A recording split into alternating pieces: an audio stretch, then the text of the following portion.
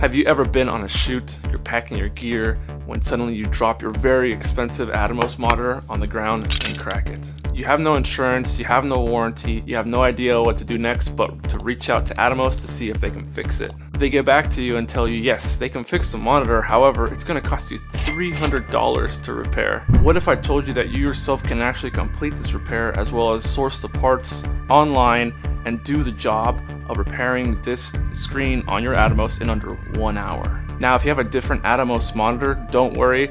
In this video, I'm going to show you how easy it is to take apart this specific monitor in hopes that it helps you take apart your monitor to find out what parts you need in order to do the repair. Hey, what's going on, guys? Seez, Santos here, and this channel is all about helping you and inspiring you to create content with whatever means necessary. So if you're interested in learning about technology, gear, and other ways for you to create content, make sure you subscribe and hit the bell for notifications. Before we get started, a quick disclaimer here. Taking apart your Atomos device may void your warranty, so just be aware of that before getting started. And you could possibly run the risk of damaging your device, so please be aware and be careful when taking apart your device. The last thing you want to do is shock yourself or destroy your Atomos device even further. So make sure your device is fully powered off before getting started, and making sure that you have no power going to the unit whatsoever. And also keep in mind, this video is going to be breaking down the process of disassembling and replacing the screen on an Atomos Shogun. This design of this monitor has been used across multiple designs and iterations throughout the years that Atomos created products. So the Atomos Shogun, the Inferno, and the Ninja all use the same design. And from the research that I've conducted online, they use the same screen as well, but just be aware that you need to make sure that you have the right screen for your specific monitor, so make sure you do enough research before ordering any parts that I'll recommend. Now, if anyone else has any more information on a specific Atomos device and a specific screen used to complete the repair of that specific device, please leave your comment down below. I want to create this amazing resource here in this video. I will continually update the description if anyone else lets me know a specific screen that was used to repair a different Atomos product. That way, the community of Atomos users can find a resource on how to repair their screen in the case of when they break it. So now let's go over the parts that were used specifically for this repair.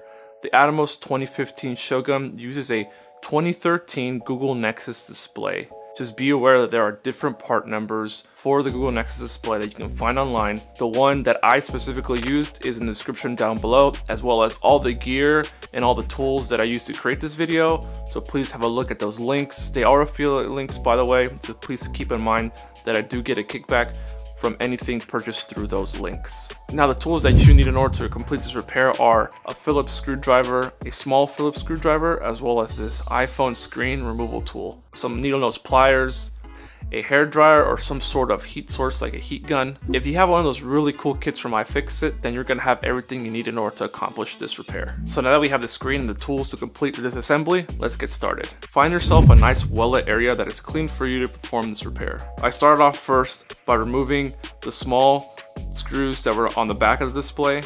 There are actually 6 of these holding down the display. I then used a large Phillips screwdriver to remove the 3 screws on the top and the 3 screws on the bottom of the display. The last thing you need to do in order to remove the housing is remove these 3 nuts that are on the back holding down the SDI ports. I needed to use some needle nose pliers in order to get these off. Now, please be aware that these are really tight, so you need to be really gentle to not damage the SDI ports. Once that's removed, you can go ahead and remove the back cover now. What's next is to remove the 4 screws holding down the PCB. Once that's taken care of, you can go ahead and disconnect the screen by removing the ribbon cables that are attached to the PCB. Now, what I'm about to show you next is optional, but I went ahead and removed the power connector as well as the XLR audio connector. I removed this in order to reduce the risk of me damaging these connectors during the removal of the screen. And now comes the fun part, removing the display. So in order to get the screen off the housing, you're going to need to apply some heat. I used this blow dryer that my fiance let me borrow in order to accomplish this. I set the fan to the lowest setting, but the heat to the hottest setting. This allowed me to control how much heat I wanted to apply on the portion of the screen where I was removing the display. Just keep in mind that you don't want to have too much heat because you could possibly melt the housing. So just go back and forth and slowly go around the screen, completely around, in order for you to really get the adhesive nice and hot in order for it to be removed. Now, once I tested a small area, I was able to find out exactly how much heat I needed to apply to one specific area in order to remove the rest of the screen. Slowly but surely, I was able to remove the screen. Again, you have to be patient in order to do this. Now, once the screen was removed, there is still some adhesive left around the housing, so you have to make sure you clean all of this off before attaching the new screen. I use some rubbing alcohol as well as a microfiber towel in order to scrape off the leftover adhesive that's on the plastic housing. This was done to make sure the screen had a clean surface in order to be applied correctly. Once that's complete, you can now move on to the installation of the new screen. Please keep in mind that the screen that I ordered already had adhesive applied to the back of the screen. It was just me having to simply remove the plastic cover. In case your screen did not come with adhesive, just bear in mind that there is options out there for you to order double-sided tape that's used during screen repairs like this. So I have that linked in the description down below as well, in case you need some adhesive that works for this screen. Now carefully place the screen by starting at one edge and letting the screen fall into place. Please keep in mind, you have to be really patient when doing this. You don't want the screen to shift at the last second, so slowly let the screen fall into place. And once you've done so, you can now apply some pressure to the screen and make sure that it's not going to move. I went ahead and used this microfiber towel to protect the screen while I applied pressure for about 60 seconds in order to make sure that the adhesive is stuck on there and then the screen was not going to go anywhere. So once you've installed the new screen, you can now begin reassembly, which is literally the same as disassembly but just in reverse.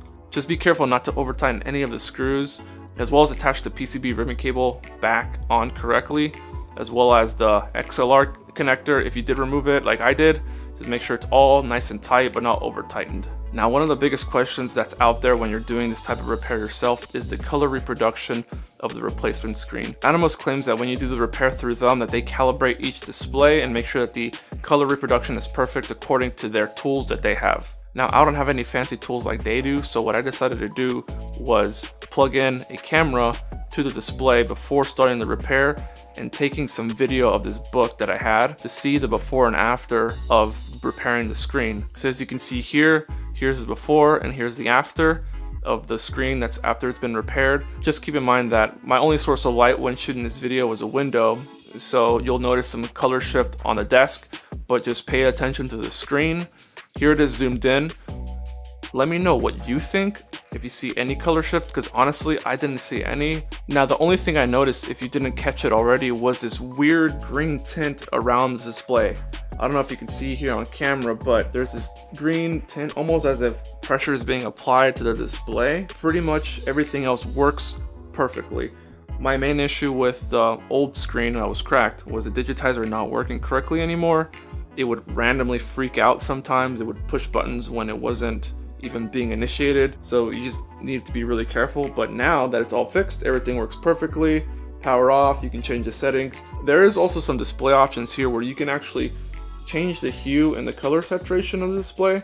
So if there is any issues with your specific screen, you can actually do some adjustments here. I imagine this is probably the numbers that Atomos probably adjust depending on the display. So just keep that in mind in case your screen does have some sort of weird tint or hue after you've installed it and you notice that you need to do some adjustments. Now, this repair is not for the faint of heart. If you had experience taking apart screens on phones, then this is nothing for you. But for someone like me, this was my first time doing something like this, and I did it in about an hour with the right tools, obviously. And I really do think anyone, as long as you have patience and you're committed to accomplishing the task, you can do it yourself. The only con of doing something like this yourself is voiding the warranty. I, however, bought this used with the screen already broken, so there was no need to worry about a warranty. However, if you do have your device under warranty, just keep that in mind, because if you break something more than the screen and you can't source the part yourself, you're screwed. So just keep that in mind, and as always, be careful when taking apart a device like this. I really hope this video helped you in the process of you repairing your Atomos device.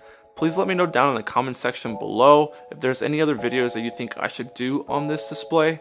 I know that there are different Atomos devices and for different purposes. However, there is a market and a niche for these types of displays even in 2022. If you want to help support this channel, subscribe and hit the bell for notifications. All the links for everything I mentioned in this video, as well as the gear I used to record the video, are linked down in the description down below.